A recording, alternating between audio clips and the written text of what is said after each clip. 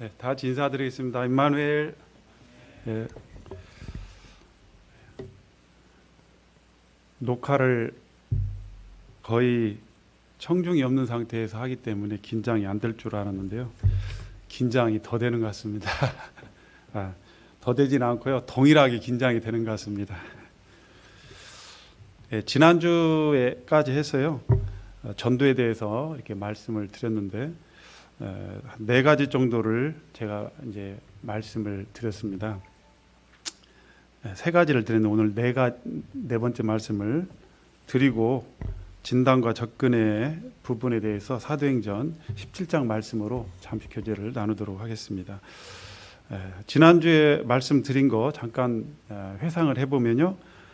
전도는 전도하는 사람이 전도를 잘하는 사람이다 라고 제가 말씀을 드렸습니다. 그래서 전도는 은사나 지식이나 경험이나 말주변 재능이 있는 사람이 잘하는 사람이 아니고 오늘이라는 시간 속에 내가 전도하는 사람, 그 사람이 전도를 잘하는 사람입니다.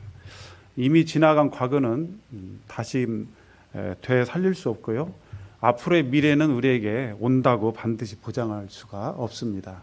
그래서 현재 하나님께서 우리에게 주어진 현재는 선물인데 바로 오늘이란 시간 속에서 전도를 하는 것이죠. 그다음에 두 번째는 전도를 잘하는 사람은 항상 기뻐하는 사람이다. 범사에 감사하는 사람이다.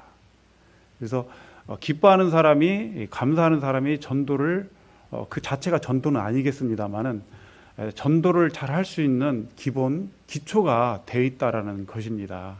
그래서 내가 기쁨이 내 마음에 없는데 내 마음에 감사가 없는데 내 마음이 안정이 안 돼 있고 그런데 어떻게 이제 사람들에게 우리의 시선을 돌려서 나를 바라보지 않고 시선을 돌려서 다른 사람들의 영적 형편을 살필 수가 있고 그런 사람들에게 복음으로 이렇게 도움을 어떻게 줄 수가 있겠습니까? 그 다음에 이제 세 번째는 이러한 항상 기뻐하고 범사에 감사하는 이와 같은 삶을 살아가는 것이 성도의 신앙의 기초가 되는데 전도의 기초가 되는데요. 이것을 잘하기 위해서는 이러한 삶을 유지하기 위해서는 우리가 하나님의 임재 아래 늘 이렇게 있는 이와 같은 것이 필요하다는 것입니다. 이 임재 가운데 있는 거에 있어서 가장 중요한 것이 하나가 주님 앞에 드리는 시간입니다. 내가 얼마나 시간을 드렸냐, 말씀과 기도 가운데 얼마나 시간을 주님 앞에 드렸느냐에 따라서 주님의 임재를 우리가 경험할 수가 있죠. 우리가 뭐 자격증 시험을 본다든지 또는 무슨 대학을 입학을 하기 위해서 이제 공부를 한다 할지라도 우리는 얼마만큼 어때요? 시간을 들였냐에 따라서 그 결과가 아마 나타날 것입니다. 그렇죠? 네, 그래서 대충 또는 뭐 하고 시간을 들이지 않고 했을 때 과연 그것이 어떻게 될 수가 있겠습니까? 그래서 주님의 임재를 늘 경험하기 위해서는 말씀과 기도 가운데 우리가 있어야 된다. 그래서 그러한 사람은 늘 전능자의 그늘 아래, 지존자의 그늘 아래, 손 아래 있다라는 것입니다. 그 다음에 오늘 네 번째로는 전도자는 영혼에 대한 어떤 긍휼이 있어야 되고 또 영적인 책임감이 있다라는 것입니다. 이러한 사람의 가장 그 대표적인 표본을 오늘 보게 되겠는데요. 에레미야 선지자를 좀 저는 생각을 해보기를 바랍니다. 이 에레미야 선지자의 모습을 통해서 나 자신을 진단해보는 진단 키트와 같이 내 자신을 진단해 볼 수 있는 좋은 예가 바로 에레미야 선지자라고 볼 수가 있는 것 같습니다. 에레미야 선지자는 잘 알다시피 무슨 선지자죠? 눈물의 선지자입니다. 슬픔의 선지자죠. 그러면 우리 에레미야서 20장 말씀을 좀 먼저 보도록 하겠습니다. 20장 8절. 내가 말할 때마다 외치며 파멸과 멸망을 선포함으로 여호와의 말씀으로 말미암아 내가 종일토록 치욕과 모욕거리가 됨이니이다. 내가 다시는 여호와를 선포하지 아니하며 그의 이름으로 말하지 아니하리라 하면 나의 마음이 불붙는 것 같아서 골수에 사무치니 답답하여 견딜 수 없나이다.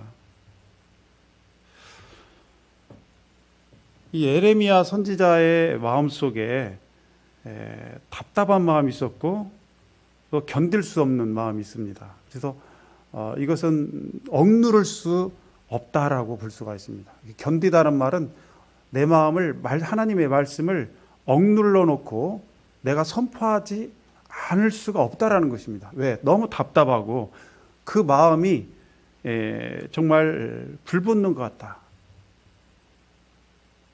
같기 때문이라고 하는 것입니다. 근데 저는 여기서 이 에레미야가 이렇게 표현한 거에 대해서 더 구체적으로 이렇게 이 심정이 어떠한 심정일까를 구체적으로 말한 경우는 말하진 않았습니다만은 전반적으로 그때 이스라엘 백성들의 그 민족들의 그 죄악이 하나님 앞에 얼마나 사무쳤는지 그들의 모습과 또 하나님의 그 마음과 그 고통, 그 다음에 에레미야가 선지자로서 하나님과 백성들 사이에 끼어서 선지자의 역할을 했을 때 닥쳐오는 많은 그런 고통, 고난, 이것들을 잠깐 이렇게 좀 살펴보면서 에레미야의 마음속에 이 불붙는 것 같은 그 마음이 불붙는 것 같고 답답하고 또 견딜 수 없는 이와 같은 일이 어떠한 그 마음에서 나왔을까 이런 생각을 좀 해보기를 원합니다. 결론적으로 말씀을 드리게 되면 전쟁의 경보 때문이다라고 하는 것입니다. 에레미야 4장 19절에 보면 이런 말씀이 있습니다. 슬프고 슬프다. 내 마음속이 아프고 내 마음이 답답하여 잠잠할 수가 없으니 이는 나의 심령이 나팔소리와 전쟁의 경보를 들음이로다. 이렇게 말씀이 나와 있습니다. 그는 정말 슬프고 슬펐습니다. 마음이 아프고 답답했습니다. 잠잠할 수가 없었습니다.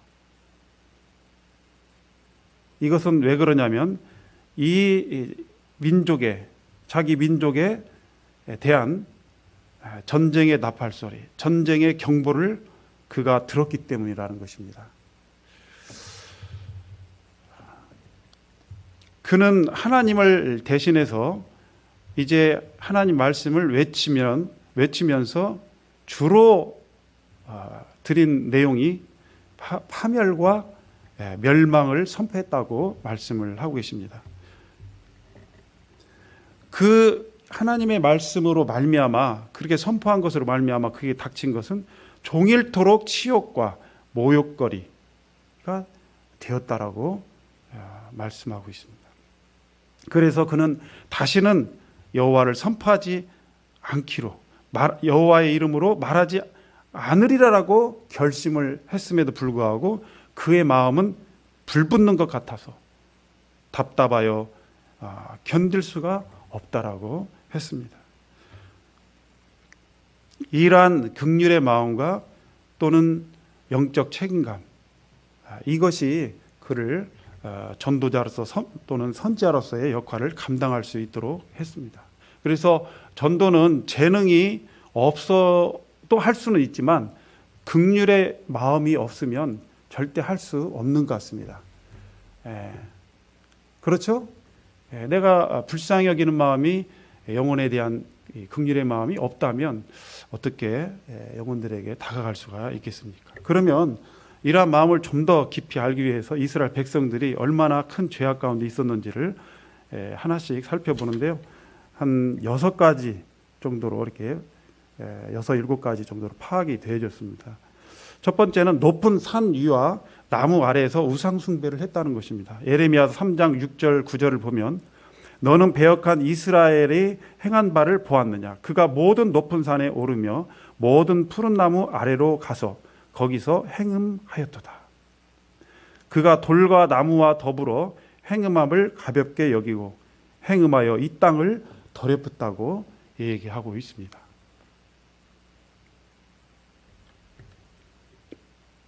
거기에서 바알 아세라 신을 섬기고 그들에게 제사하고 분향했던 이스라엘 백성들의 모습을 봅니다. 돌과 나무를 더불어서 그것을 섬기고 숭배했던 그들의 복을 빌었던 이스라엘 백성들을 봅니다. 하나님은 그러한 이스라엘 백성들에 대해서 영적으로 행음했다, 간음했다라고 말씀하고 계십니다. 두 번째는 고아와 빈민을 압제하고 그들을 대해서 불공정한 재판으로 고아와 빈민을 압제했다라는 것입니다. 예레미야서 5장 28절에 보면 너희가 번창하고 거부가 되어 살찌고 윤택하며 또 행위가 심히 악하여 자기 이익을 얻으려고 송사 곧 고아의 송사를 공정하게 하지 아니하며 빈민의 재판을 공정하게 판결하지 아니하였다고 말씀하고 계십니다. 하나님을 떠난 이스라엘 백성들은 하나님을 사랑하지 않게 되었습니다. 그들의 입은 하나님께 가까웠지만 그의 마음은 하나님 앞에 멀어졌습니다.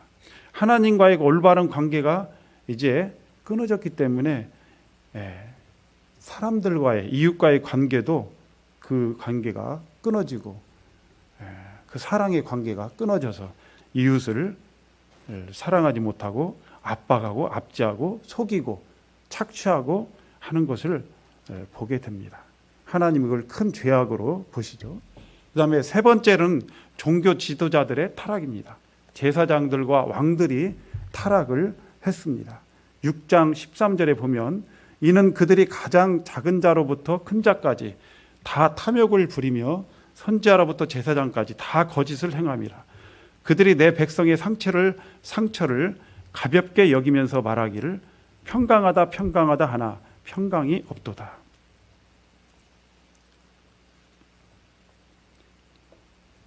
가장 작은 자부터 큰 자까지 탐욕을 부리고 선지자와 제사장까지 거짓을 행하고 하나님이 보내지 아니하는데 거짓 선지자들이 나타나서 내 백성이 평강하다 평강하다 이렇게 하고 있습니다. 하나님께서는 이스라엘 백성들의 죄악의 상처를 지적하기를 원했습니다. 그래서 너희들은 지금 하나님 앞에 죄악된 삶을 살아가고 있다. 그러니 회개하라, 돌이켜라 라고 말씀을 하십니다.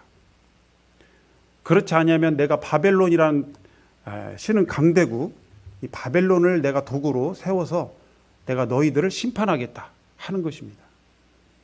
그러니 너희들은 그 죄악된 것들을 회개하고 돌이키고 치유를 받고 하나님 앞에 돌아와서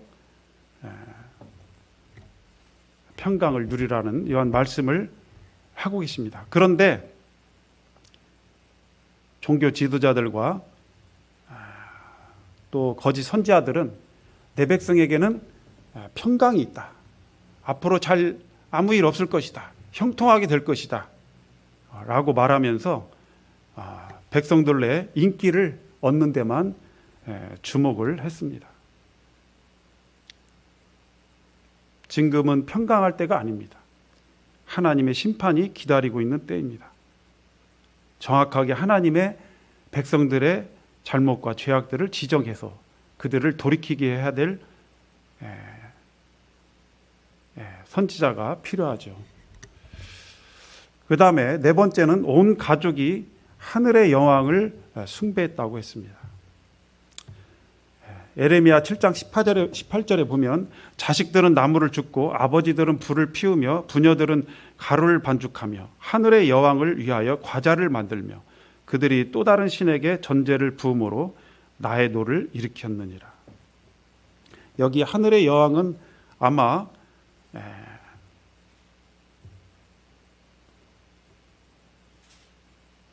아세라와 바알의 부인인 아세라, 또는 그리스에서는 아프로디테, 로마에서는 비너스, 가나안 농경 사회에서는 아스타롯, 이와 같은 그 바로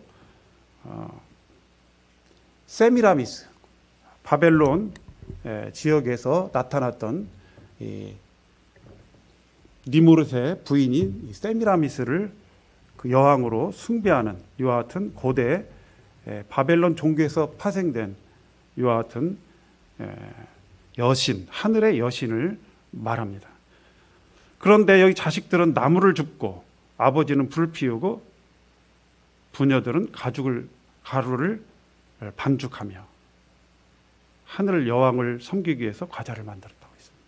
그래서 온 가족이 정말 우상 숭배하는 이와 같은 모습을 보게 됩니다. 다섯 번째로는 바알에게 자녀를 불살라 드렸다고 얘기하고 있습니다. 19장 5절에 보면 그들이 바알을 위하여 산당을 건축하고 자기 아들들을 바알에게 번제로 불살라 드렸나니 이는 내가 명령하거나 말하거나 뜻한 바가 아니라라고 말씀을 하고 계십니다. 이스라엘 백성들은 바알에게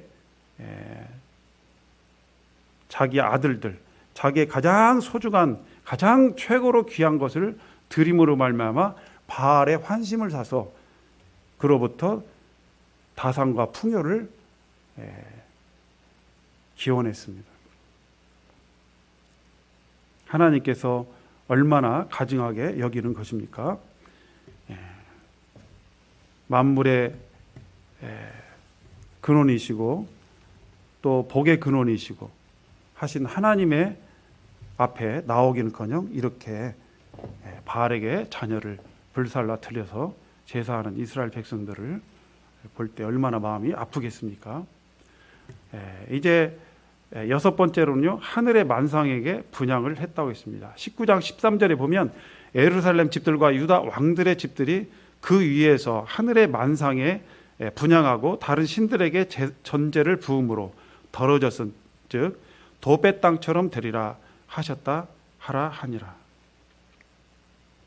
그래서 하늘의 해나 달, 별들을 숭배하는 이와 같은 이스라엘 백성들의 모습을 보게 됩니다. 이와 같은 이스라엘 백성들의 모습을 보면서 하나님 마음이 얼마나 고통스럽고 불쾌하고 얼마나 실망하고 얼마나 아프겠습니까? 그래서 이스라엘 백성들을 표현한 이스라엘 백성들에 대한 하나님의 생각, 마음을 우리가 볼 수가 있는데요. 에레미야 2장 32절에 보면 이스라엘 백성들을 처녀가 어찌 그의 폐물을 입겠느냐, 신부가 어찌 그의 예복을 입겠느냐, 오직 내 백성은 그러나 나를 잊었나니 그 날수는 셀 수가 없도다. 폐물 잊은 처녀, 예복 잊은 신부, 이렇게 이스라엘 백성들을 표현하고 있습니다. 그 다음에 두 번째로 배은망덕한 이스라엘이라고 하고 있습니다. 2장 5절에 보면요, 5절하고 11절 보면 너희 조상들이 내게서 무슨 불의함을 보았기에 나를 멀리하고 가서 헛된 것을 따라 헛되이 행하였느냐.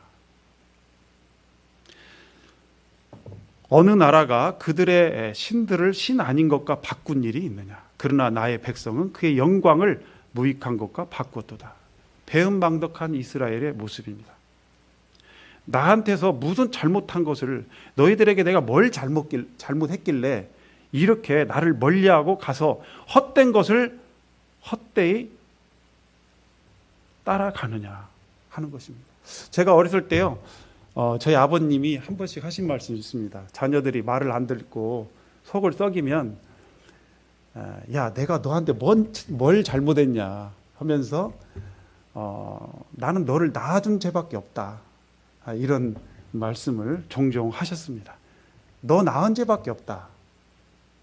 저한테도 그런 말씀을 한 적이 있습니다. 기억이 있습니다. 그때 당시에는 이게 무슨 말씀인지 잘 이해가 안 갔어요. 그러니까 세월이 흘러서 제가 자녀를 키우다 보니까 무슨 생각인지 제가 이해가 갔습니다. 내가 너 낳은 죄밖에 없다.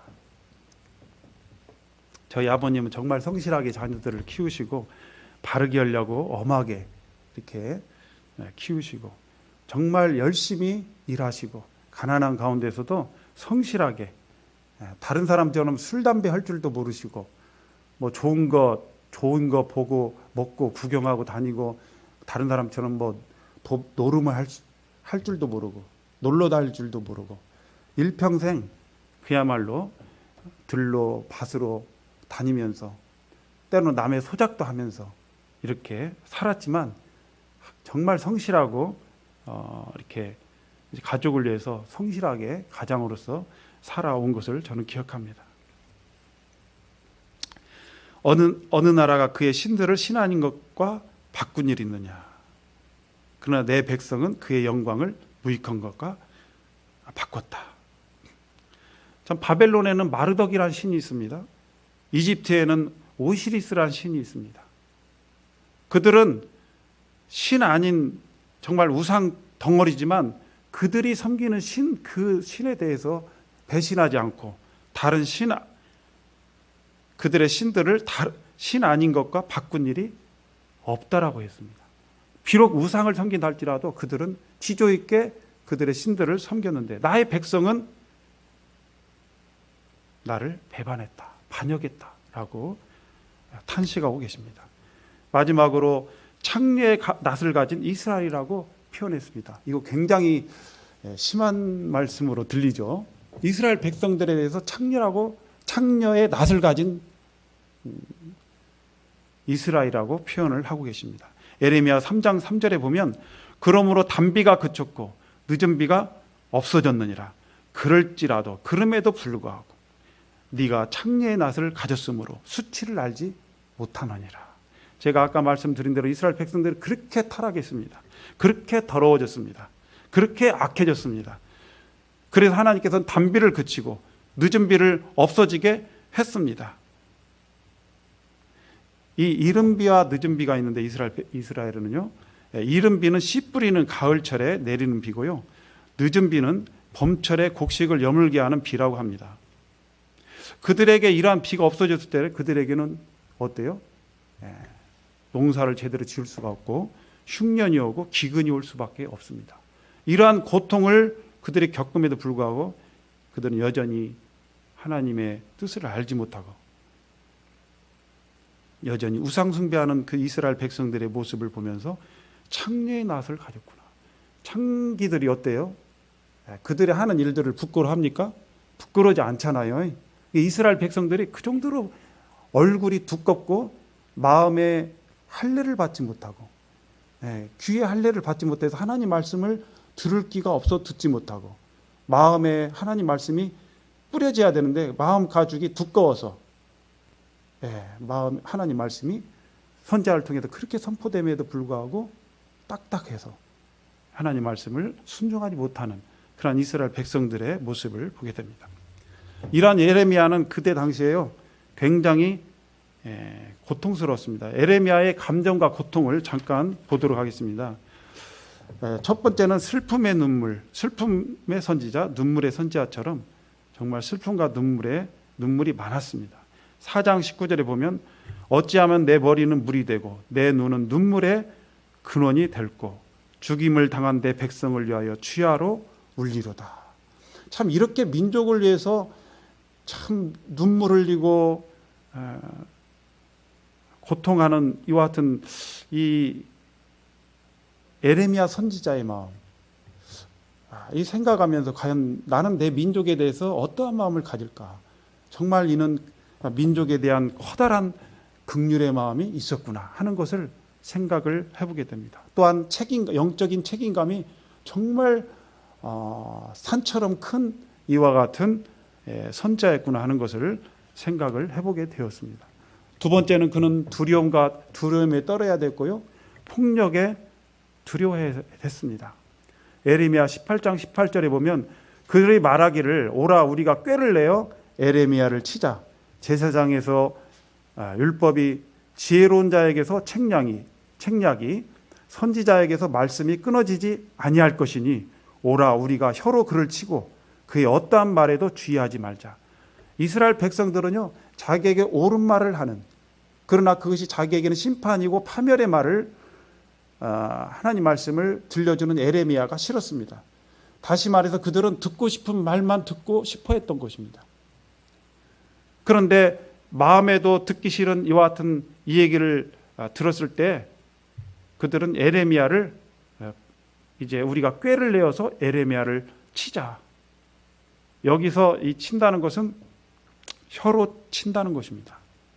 혀로, 말로 친다는 것입니다. 그래서 협박하고 위협하고 조롱하고 비난하고 욕하고 뿐만 아니라 주먹으로도 때렸습니다. 폭력을 일삼았습니다. 나무고랑으로 채워가지고 에레미야를 가둬놓기도 하고요. 구덩이를 파서 에레미야를 거기에 빠뜨리기도 했습니다. 에레미야를 죽이려고 하는 살해 위협도 그는 에레미야는 겪어야 했습니다. 얼마나 두렵겠습니까? 그는 정말 또한 외로움에 사무쳤고 또 하나님의 분노로 그 마음이 꽉 찬 선지자였습니다. 15장 17절에 보면요.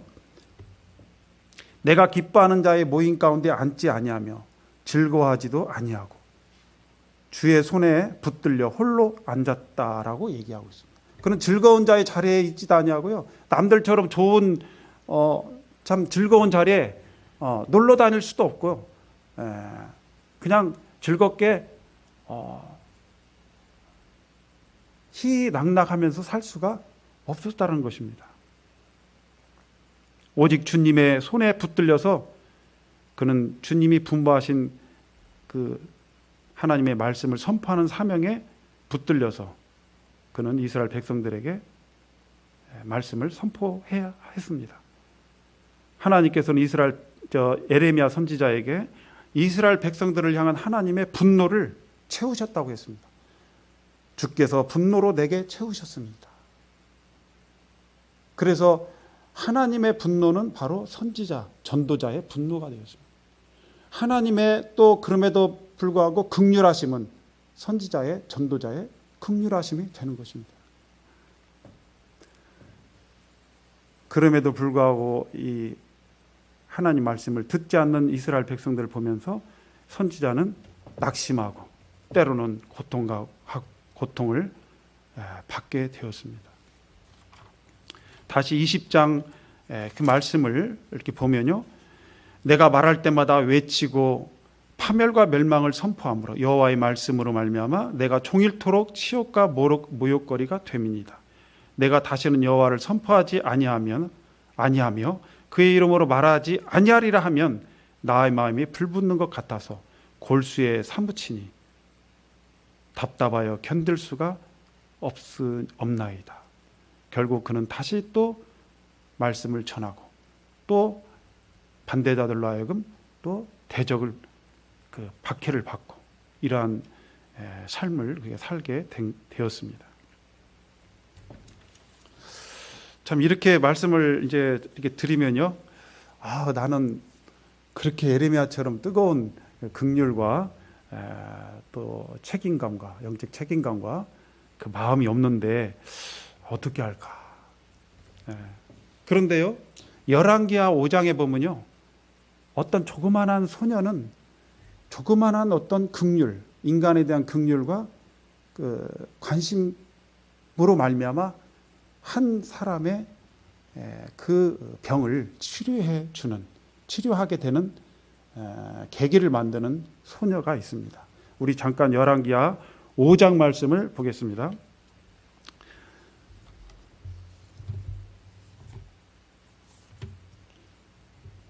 열왕기하 5장 1절로 3절까지만 보겠습니다. 아람 왕의 군대 장관 나아만은 그의 주인 앞에서 크고 존귀한 자니 이는 여호와께서 전에 그에게 아람을 구원하게 하셨습니다. 그는 큰 용사이나 나병 환자더라.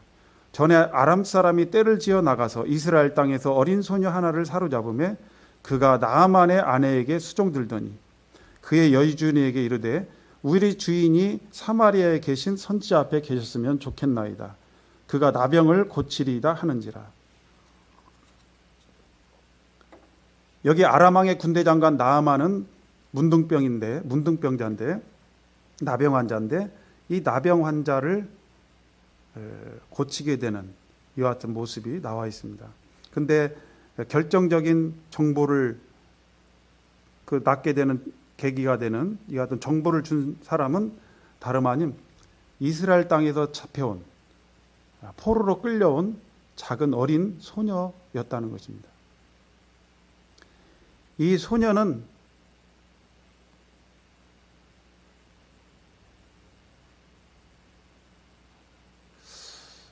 말하기를 우리 주인이 사마리아에 계신 선지자 앞에 계셨으면 좋겠나이다. 그가 그 나병을 고치리이다. 라고 이렇게 그의 바람을 얘기했어요. 그 말을 듣고 이제 나아만이 이스라엘의 선지자 엘리사에게 찾아가서 이 나아만의 문둥병을 고치게 되는 계기가 되는데요. 이것이 그 정도는 나도 할 수 있지 라고 생각할 수 있는데요. 이 정도는 할 수 있죠. 이 사람이 나병 환자인데 내가 어떤 훌륭한 선지자를 하나님의 선지자를 알고 있는데 이 선지자에게 가면 100% 나을 것 같은데 그의 저그만한 어떤 관심과 긍휼이 있었기 때문에 그는 이러한 나아만 장군의 병을 고치게 되는 이와 같은 놀라운 일들에 쓰임을 받게 됐습니다. 비록 에레미야처럼 그렇게 되지 않을지 거대한 큰 긍휼의 민족적인 어떤 선지자가 전도자가 되지는 못한다 할지라도 한 사람에 대한 어떤 작은 관심과 사랑이 이런 놀라운 일을 하게 되었습니다. 근데요, 이 소녀가 이렇게 나아만의 문둥병을 고칠 수 있도록 돕는 이 일이 쉬운 일일까요? 이 말을 하는 것이 쉬운 일일까요? 저는 예전에는 이거에 대해서 그럴 수도 있지라고 생각을 했는데 가만히 보니까 이게 결코 쉬운 일은 아닌 것 같습니다. 이 소녀의 모습을 통해서 우리가 오늘날 우리는 어떠한 마음을 가져야 되는가 하는 것을 보게 되는데요. 첫 번째는 이 소녀의 처한 입장은요, 그는 그 포로로 끌려온 노예 소녀입니다. 그리고 자기 앞에 자기가 관심을 가져준 그 대상은 누구냐면 적국의 아람이라는 자기 원수 국가예요. 이 아람이라는 적국의 군대 장관이에요. 올라오는 국방부 장관 정도 되는 굉장히 높은 직위에 있는 여하튼 사회적 신분으로도 굉장히 격차가 있고 또 적국의 원수의 나라의 사람이기 때문에 그 마음속에는 뛰어넘을 수 없는 간격이 있는 거예요. 그 마음은 그에 대해서 적개심을 가질 수도 있습니다. 분노도 있을 수 있습니다. 그리고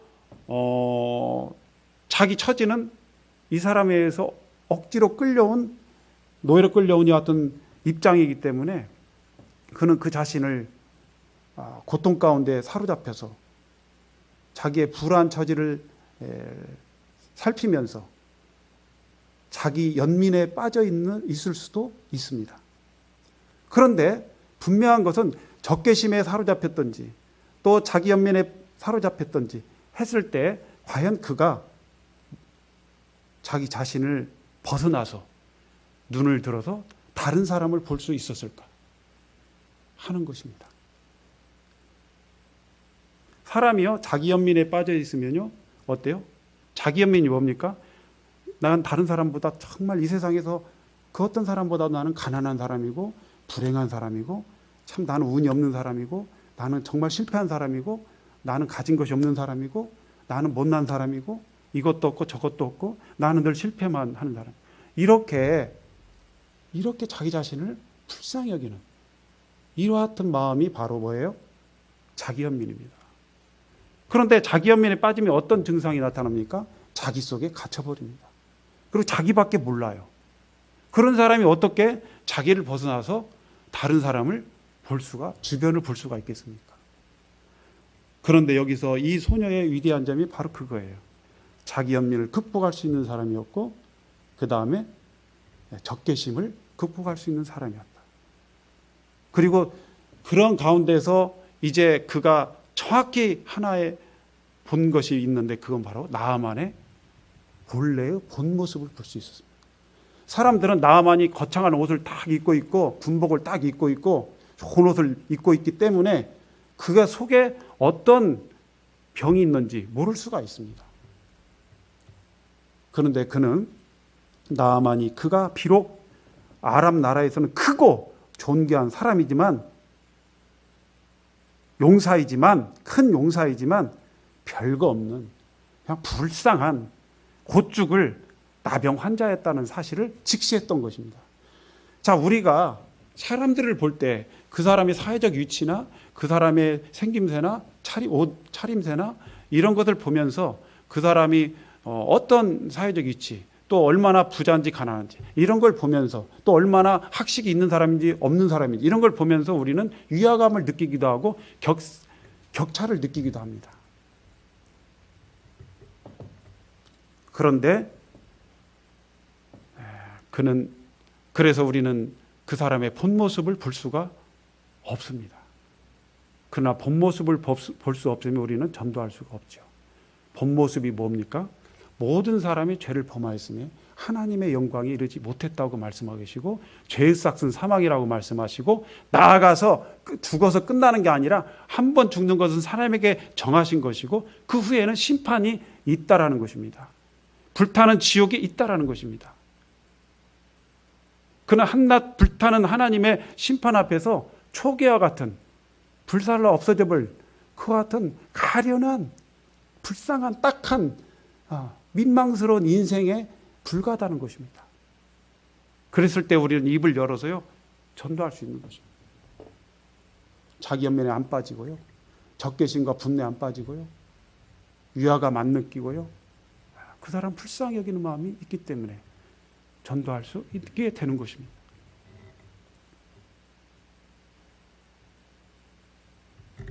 마지막으로 이제 전도의 진단과 접근 그 말씀 보면서 마치도록 하겠습니다.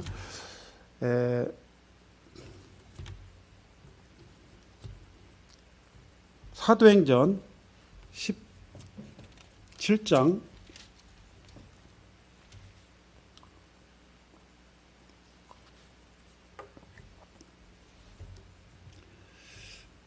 22절부터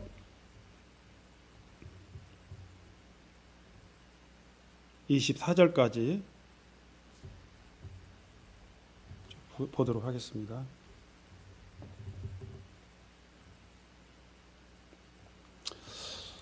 바울이 아레오바고 가운데 서서 말하되 아덴 사람들아 너희를 보니 범사에 종교심이 많도다.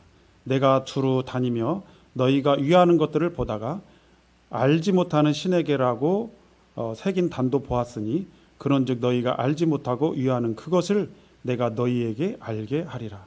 우주와 그 가운데 있는 만물을 지으신 하나님께서는 천지의 주제이시니 손으로 지은 전에 계시지 아니하시고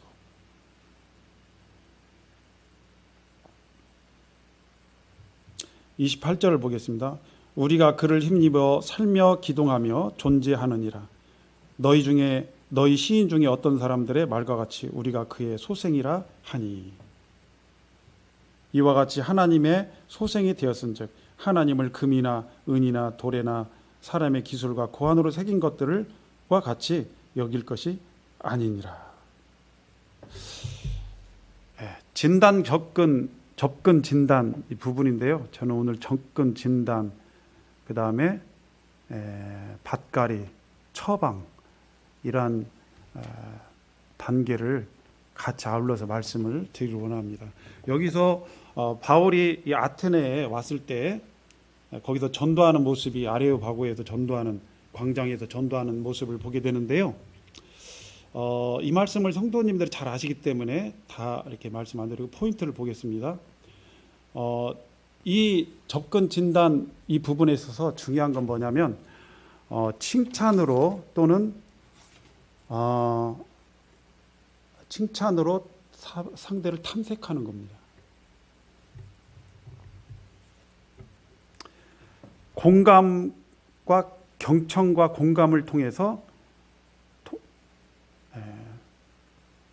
탐색하고 그 다음에 질문을 통해서 그의 약점을, 문제점을 드러내서 세 번째로 적절하게 교정해주고 네 번째로 복음으로 처방하는 것입니다. 사람들은 공감해주면, 경청해주면, 반응해주면, 이해해주면 그 마음을 열게 되어 있습니다.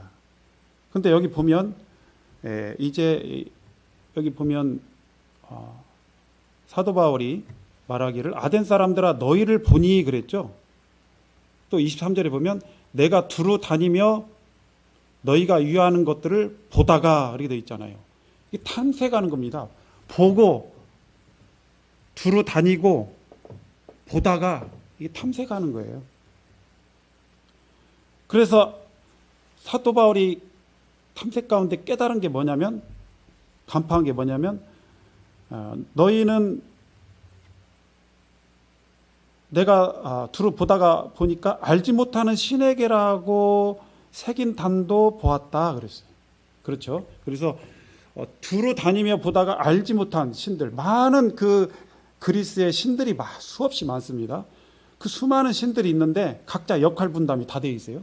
근데 그 많은 그 역할에 따라 부여된 그 신들이 있는데 그 신들 중에 그걸 다 섬기다가도 혹시라도 빠진 신이 있을까 봐 이렇게 알지 못하는 신에게라고 써 놓았습니다. 이러한 모습을 볼 때 사도 바울은 뭐라고 표현했는 거니? 너희가 범사에, 너희를 보니 범사에 종교심이 많도다 그랬어요. 여기서 종교심이 많도다의 뜻은 뭐냐면 데이시다 이문인데 신을 두려워한다는 뜻입니다. 그리고 어떤 사람은 이것은 뭐 미신적이다라고 표현하기도 하고 학자마다 어떤 사람은 이것이 굉장히 종교적이다, 경건하다 이렇게도 표현하기도 하는데요. 저는 그 부정적인 표현보다도 긍정적인 표현으로 저는 보고 있습니다. 왜 그러냐면 신을 두려워하는 마음이 원어상으로 있기 때문에 신을 두려워하기 때문에 혹시 내가 섬기지 못한 빠진 신들이 있어가지고 그 신에게 내가 어려움을 당하면 어떨까 그런 생각도 할 수 있는 것이고요. 그러면서도 이 말 속에서 그렇기 때문에 굉장히 종교심이 많도다 이 말은 어떤 신에 대한 두려운 마음이 있구나라고 좋게 해석을 해주었다고 저는 이렇게 분별을 하게 됩니다. 그래서 들으면서요, 상대방의 말을 들으면서 우리는 바로 어떻게 하면 반발할까, 반격할까를 생각하잖아요. 그런데 그렇게 되면 싸움에는 이기고 영혼을 얻는 데는 실패하게 되는 걸 보게 됩니다. 그래서 우리가 계속 매끄럽게 대화를 진행하려면 공감을 하고 끄덕여주고 또 그 사람의 말을 다시금 되묻기도 하고 반사해서 그 사람 말을 되풀이해서 물어보기도 하고 이렇게 하는 것이 필요하죠. 그래서 공감하고 경청하고 칭찬하고 하는 것을 해야 될 것입니다. 그래서 아이고 집사님 그 정도 오래 다니면 집사님이시겠는데요. 이렇게 그 사람의 직분을 적절하게 이렇게 평가해 주는 것도 그 사람 기분을 좋게 하는 거죠. 그리고 신앙심이 참 좋으십니다. 이렇게 하는 그러한 멘트들도 필요한 것 같습니다. 그래서 상대방으로 오는 반발심과 저항을 낮춰주는 게 필요합니다. 그래서 그러면서 탐색하는데요. 무엇을 탐색하는 것입니까? 그 사람의 하나님에 대한 생각, 성경에 대한 생각, 성경을 어떻게 생각하는지, 그 사람의 신앙의 깊이, 교회 생활하면 교회 생활 중에 어려움, 겪은 어려움이 혹시 있는지, 그가 하나님을 믿는 데 있어서 장애물이 될 만한 어떤 그 마음속의 쓴뿌리는 무엇인지, 또 그 마음이 얼마나 영적으로 갈망하고 있는지 얘기를 하다 보면 파악이 되지죠. 신앙 연수가 얼마나 되는지, 그가 죄에 대해 인식하는 정도가 어느 정도인지, 또 그가 죄에 대한 인식이 성경적인지 또는 그냥 세상적인지, 이런 것들을 파악해 볼 수 있는 굉장히 좋은 시간입니다. 그리고 어떤 사람은 정서적인 과거에 어떤 많은 트라우마가 있을 수 있어요. 사람들과의 관계 속에서 트라우마가 깊은 사람도 하나님 말씀을 받는 데 있어서 굉장히 그 마음의 상처가 있기 때문에 어렵습니다. 이런 것들도 파악을 할 필요가 있습니다. 그래서 이 파악하는 가운데에서 이제 이 사람에 대해서 오늘은 어느 정도의 교제의 진도를 어느 정도 뺄 것인가 라고 전략적으로 분석을 해봐야 됩니다. 판단을 해야 됩니다. 그래서 오늘은 얼마큼 진도를 나갈 것인지, 대화의 진도를, 그리고 어떻게 앞으로 이 사람을 만나서 어떻게 교제를 계속 할 것인가, 이런 것들을 이제 파악을 해야 될 것입니다. 그래서 이 사도 바울은 일단은 칭찬하면서 종교심이 많도다 그러면서 쭉 보다가 그의 약점을 봤습니다. 알지 못하는 신에게. 이것이요, 종교심을 드러내는 이와 같은 좋은 장점을 가지고 있음에도 불구하고 또 이것은 또한 약점이에요. 그렇게 많은 신들이 있음에도 불구하고 너희들의 마음의 갈망을 채워주지 못하더냐, 그 많은 신들이. 그러면 너희들은 아직 제대로 된 신을 만나지 못했다라는 것을 간접적으로 말해주는 거예요. 그래서 이제 참신을 만나야 될 때가 됐다. 그렇다면 내가 너희들이 알지 못하는 신에게라고 하는 그 단에 쓰여진 그 알지 못하는 신, 그러나 참신인 그 신을, 여호와 하나님을 내가 너희들이 소개해 주겠다라고 하는 것입니다. 그래서 이제 약점을 파악하고 적절하게 그 약점에 대해서 이제 공략을 해야 되는데요. 그래서 때로는 그들이 잘못된 그러한 생각들, 이런 것들을 적절하게 교정을 해주는 거죠. 이건 밭갈이라고 볼 수가 있습니다. 교정해 주면서 나중에 이제 복음으로 처방해 주는. 그래서 이제 그 약점을 넘어서 그 약점으로 이끌어서 이제 그것을 그대로 해가지고 복음으로 나아가서 우리가 그를 힘이며 살며 기동하며 존재한다. 그러면서 알지 못하는 시대에는 하나님이 간과하셨거니와 이제는 어디서든지 사람에게 다 명하사 회개하라 하셨느니라. 이렇게 하면서 하나님을 이렇게 말씀을 하나님에 소개하고 또 예수 그리스도의 죽으심과 부활에 대해서까지 이제 복음을 전하는 사도 바울의 모습을 보게 됩니다. 그래서 다시 한번 말씀드리면요, 공감, 경청, 칭찬, 이런 걸 통해서 상대방의 마음의 반발심이나 또 대적하는 하고자 하는 그런 모든 마음들의 그 마음들을 내려놓게 하는, 즉 무장해제하게 하는, 이러한 가운데에서 그의 약점이 무엇인지 파악하고 또 그가 하나님의 말씀을 믿음으로 받아들일 수 있는 데 있어서 장애물이 될 수 있는 요소들을 이제 파악해서 그런 것들을 그냥 넘어가지 말고 적절하게 교정해 주는데 정말 치료하는 마음으로, 아픔을 감싸는 마음으로 교정을 해줄 필요가 있습니다.